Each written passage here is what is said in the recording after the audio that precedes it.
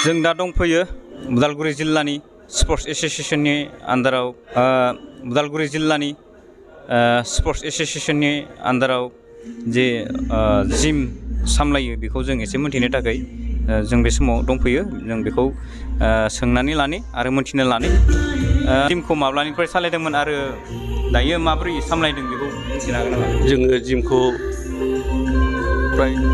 प्राय जुलाइनिफ्राय स्टार्ट खालामदोंमोन ओमफ्राय फैयै दिनैहाय नभेम्बर दान सफैबाय जों हागौमानि मोजाङै सालायनो नागिरदोंमोन दा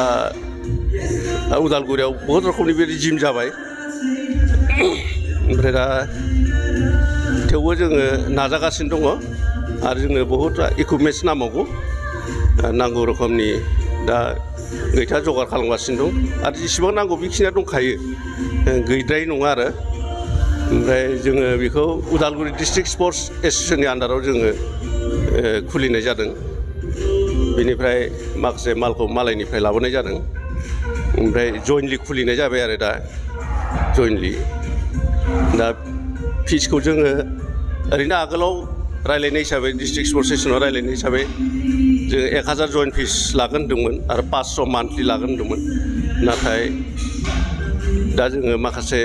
समयसाखौ नायनो गोनां जायो जिहेतु डिस्ट्रिक्ट स्पर्ट्स एसोसिएशननि नालाय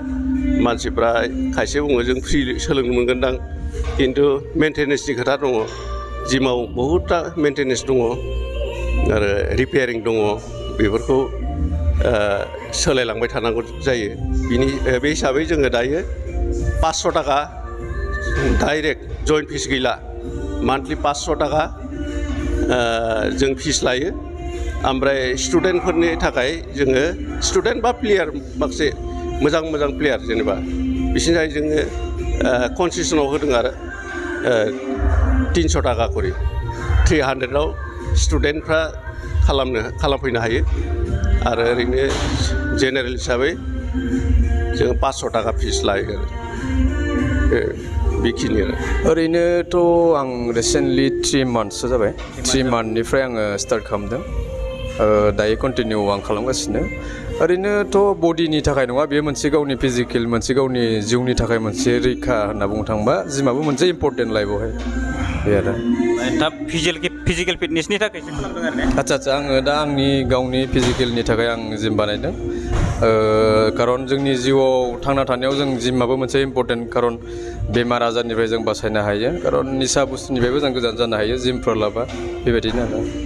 नोंथाङा प्रफेसनेल हिसाबै खालामनो गोसो गैया नामा? एक्सुवेलि एसां गोजानसिम आं थांनायखौ आं सानाखै बहुद जेनेबा प्रफेसनेलाथ' बहुद गोजाननि खोथा जास्ट आं आंनि देहानि थाखाय आंखौ मेनटेन खालामो आरो बेनोसै आरो थांखि गैथ'आ आरो नायनि लासैनो बेसेबां गोजान आं बाराय खुनु स्टार्ट खालामदों लासै उनहालागै आं मा जालांगोनखौ बुंनो साना खिन्थु दा कन्टिनिउ प्रेजेन्टआव दं आरो आङो মোৰ 3 মাহ হ'ল 3 মাহ পৰা ৰেগুলাৰ কৰি আছোঁ তাৰপিছত এতিয়া এইটো দি আমি এডভাৰটাইজ কৰিব খুজিছোঁ যে আৰু মানুহ আহক আমাৰ জিমটো অলপ আগবাঢ়ি যাওক আৰু ফিটনেছটো চবকে লাগে না সেইটো কাৰণে প্ৰফেচনেল হিচাপে লৈছে না এনে ফিজিকেল ফিটনেছ ফিটনেছৰ কাৰণে কৰিছোঁ আৰু নিজৰ আমি আৰু বেছি মানে ক'তো বডি শ্বু দেখাব নাযাওঁ না নিজৰ কাৰণে সেইটো